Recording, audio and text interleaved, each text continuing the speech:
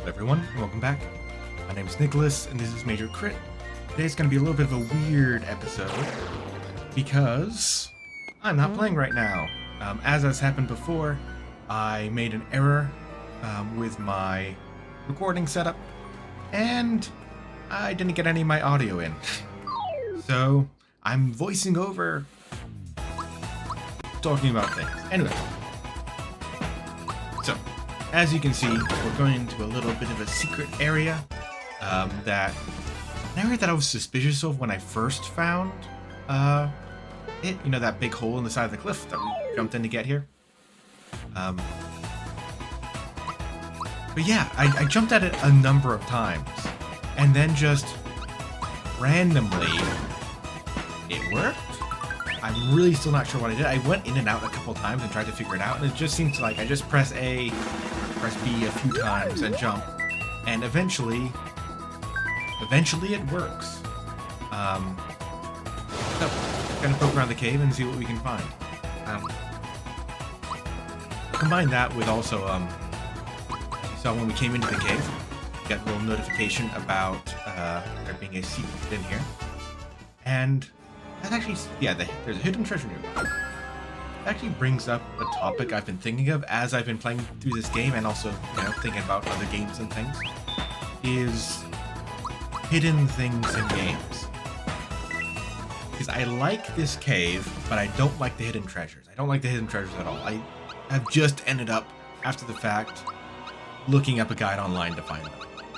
Because I don't find it fun or interesting at all to get them. I've been thinking a little bit about maybe why that is. I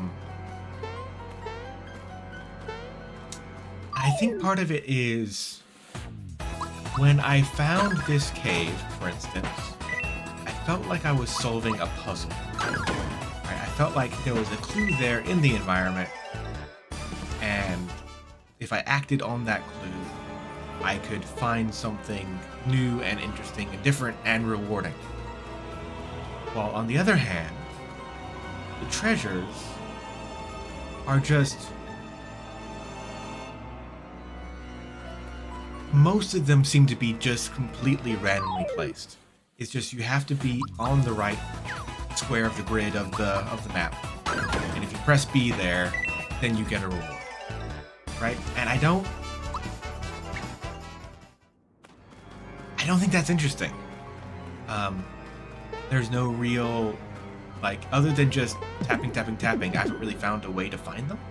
I don't know, maybe there is some clue, some system that I'm just not seeing, and that's why it's not satisfying me. But, yeah. Just the thing I've been thinking of. But hey, at least we do have these clues to find areas like this cave that is, you know, a much bigger thing and has the, what I think to be more interesting exploration method of finding it. That's good.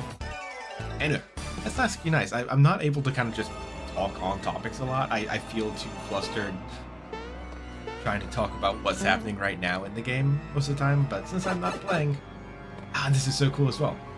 Is that this actually leads us all the way back to Caro Sewers. I wanted to say Caro Swamp. Caro Sewers. We got some Cricket Jam. I immediately realized, where have we seen Cricket Jam before? It's a key item, so it's not something we can use. That must be for Mr. Frogman. Frog Elder, I believe he's called. Fine. Mallow's adopted dad, or adopted... Dad? Does he call him Grandpa? He might call him Grandpa. I'm not sure.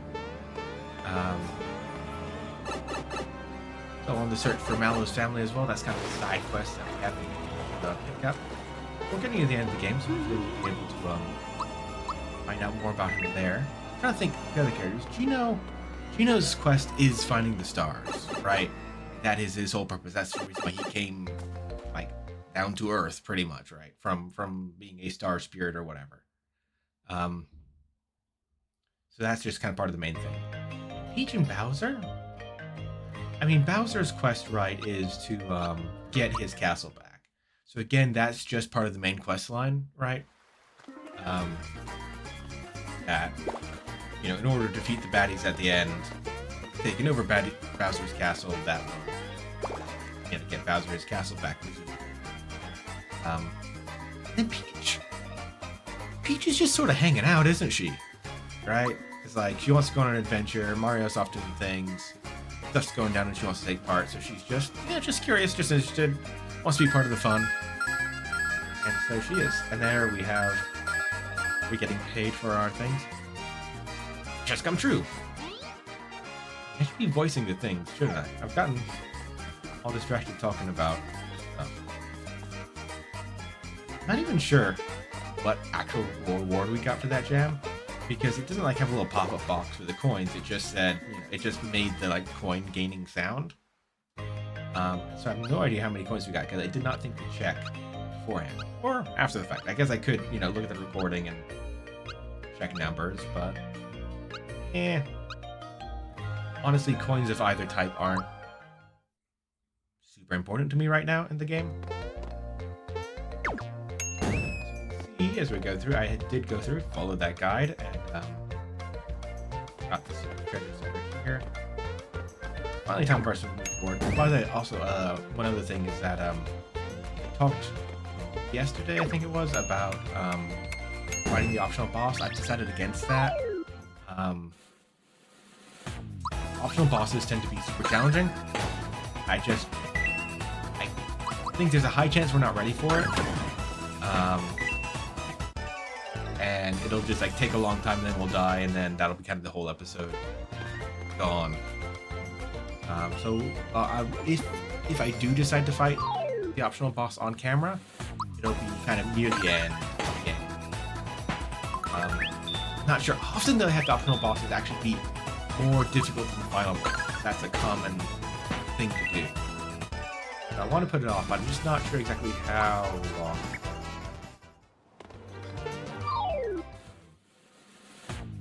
Yeah.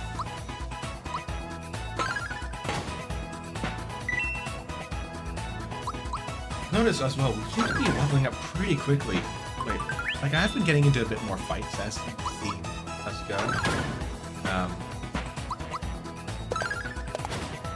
So, you know, that might be part of it. Also, obviously, part of it is that we now have 5 party members, so there's a higher chance that someone will be leveling up.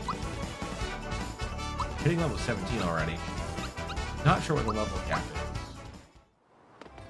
But I know when we looked at the list of unlockable abilities, cap out at like level 18 or so, 18 or 19, I think. The last ones. Does that make me think that the final level might be 20? To that, or, you know, because if it is like a level 99 game, like a lot of these things, if it maxes out at 99, like that is a long time of not getting it. Also, it feels like we're pretty near the end. On the other hand, 20 seems quite early because, well, when we're near the end, we obviously have, you know, at least a couple more regions to go, areas to explore, including the final dungeon, which I'm expecting to be a pretty big deal. I don't know, maybe 25? 30? I'm not sure.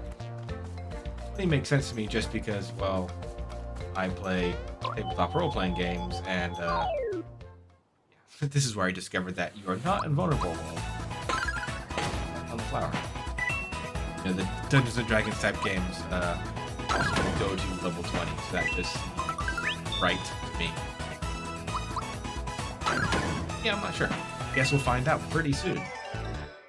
We're going to be hitting that level 20 mark pretty quickly. And then if we keep getting experience points after that, then we'll know that there's more to go afterwards. So I managed to get up this cliff without fighting another bee, or wasp, or hornet, or whatever these guys are. Yes. Good job, Past Nicholas. I'm proud of you. I guess it's there. I was wondering why we're doing this. Like, oh, you can just jump in the cave. No, we're not going to the cave. We're crossing the desert. Man, this desert confused me the first time. I really just, like, I made the right assumption, then just lost faith in myself at the very end, and caused myself a lot more trouble than I had to have. Now, I'm forgetting how to actually get to the cliff at Land's End. Well, up there, do we have to go through spirals? Yeah, I'm pretty sure we have to get to this point.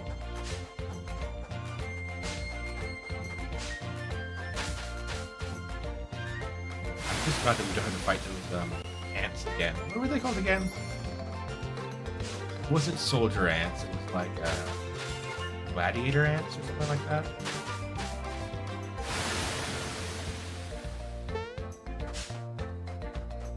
There we go. Back to the cliff. A lot more of these guys show up. I'm like, immediately I know that this is going to be a platforming thing. Just immediately scaring me because I'm so bad at platforming in this game. Here's a spoiler. The next area is also going to have quite a bit of platforming, jumping stuff going around, and it's going to be a bad time. Don't give up. Jordan said he does it. Now try it again.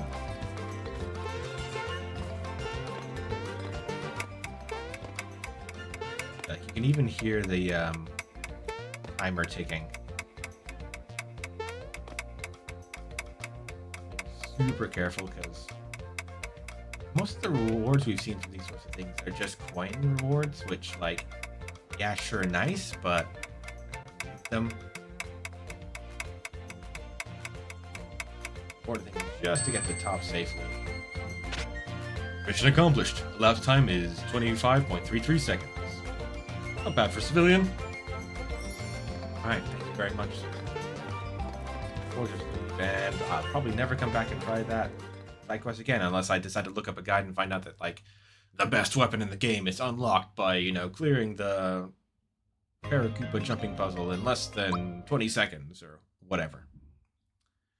But I don't think that's the case, so I'm not going to worry about it. Finally into the next valley. Looks like it's taking a long time.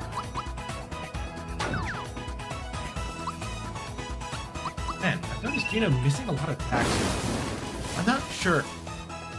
Pretty sure how this game works is that each character has a dodge value, not a accuracy value. The default accuracy is 100% for your attacks.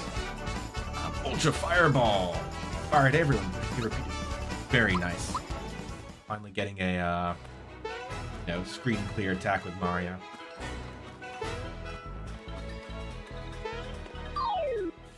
I finally, decide to give up on fighting that guy. And he finally decides to run into me. Now, I can tell as soon as I come into this place. It's gonna be a work area. With all these pipes.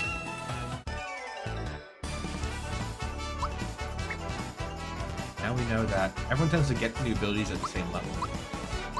Mallow gets Star Rain, a falling star. Press A when it hits for more bounces. It sounds very similar to Mario's jump attacks. I haven't used it yet, but I'd be interested to see. I feel like a lot of these special abilities... Weird random dead end. A lot of the special abilities aren't worth it in standard battles. I don't know if it's just that I'm over-leveled, but I feel like I can just kind of, standard attack my way through most fights pretty easily. Sometimes, perhaps even often, without the enemies getting a chance to attack. Like that. Mallow, I use his Thunderbolt attack. That's just because, he is the mage character and he's got that super cheap, finish off everyone with low health attack, essentially is what it is.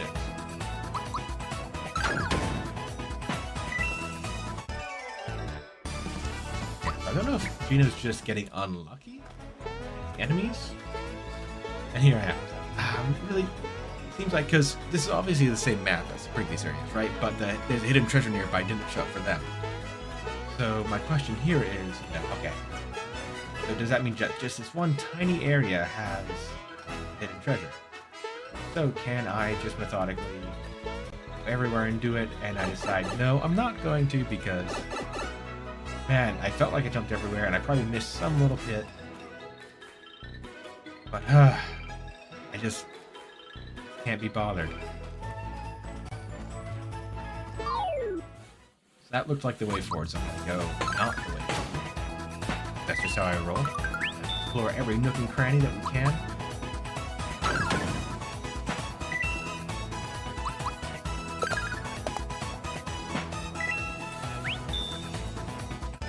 I wonder why they decided to make this place red. Like Bean Valley sounds like it should be. I don't know.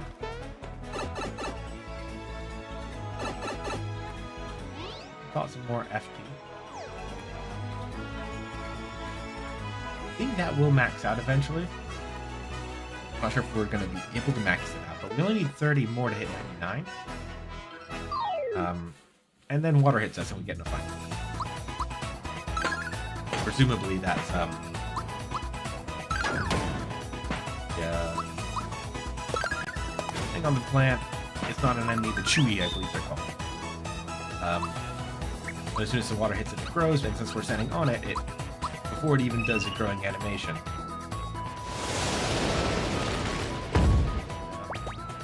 Get to the fight.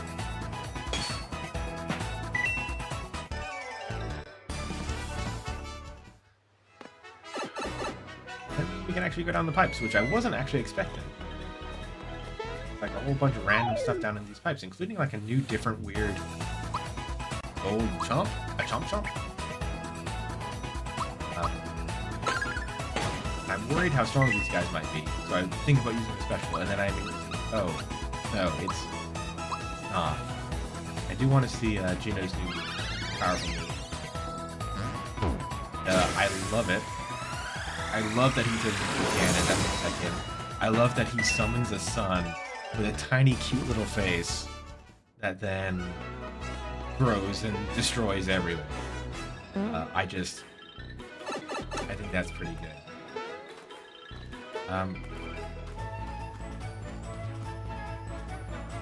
Trying to figure out how to get the elves or whatever he called the fly guy. I'm gonna call him a fly guy because I think that's actually a better name. And not make. I don't know why. They are like kind of little demony things because they got pitchforks, so you know, the Beelzebub reference makes sense for a flying little thing. But, and I'm always going to go for the pun if I can, and a pun that rhymes is just beautiful. Run into these, which I messed up terribly. Oh, I got a flower there. I'm really bad at slot sort of things. I do not have the eyes or timing in my fingers for it.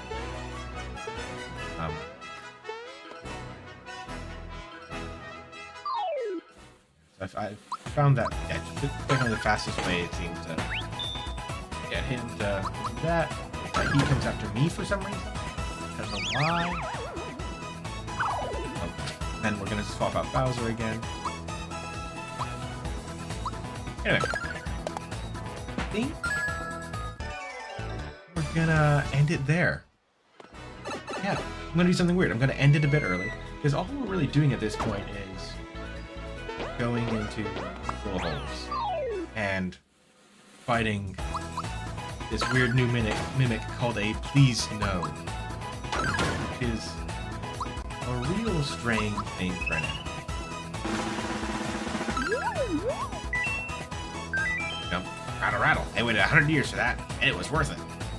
It totally was not. And he also summons genies, which, by the way, I looked up the monster companion thing in the back.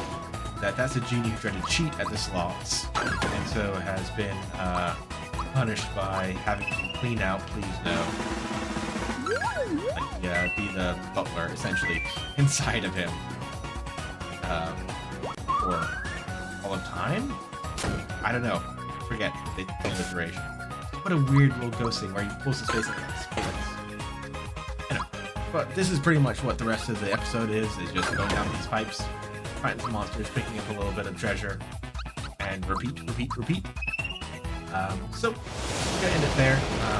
We've got one more weird episode of me doing voiceover stuff, and then we'll be back to normal game. So, look forward to that. I'll see you guys later.